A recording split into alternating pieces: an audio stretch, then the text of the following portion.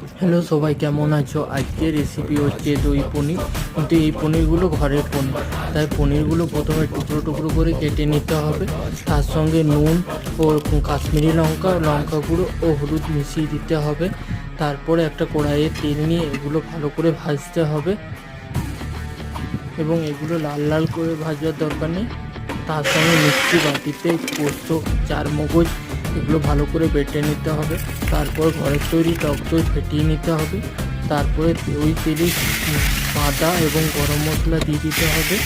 তারপরে মিক্সি ধোয়া জলটা এবং মিক্সি মশলা বাটাটা দিয়ে দিতে হবে। তারপর দইটাও দিয়ে দিতে হবে এবং তার সঙ্গে হলুদ গুঁড়ো দিয়ে দিতে হবে। তারপর চিনি পরিমাণ মতো চিনি দিতে হবে এবং তারপর কিছুটা জল দিতে হবে এবং ফুটে উঠলে পনিরগুলো দিয়ে দিতে হবে এবং পনিরগুলো ফুটে উঠলে গরম মশলাও দিয়ে দিতে হবে।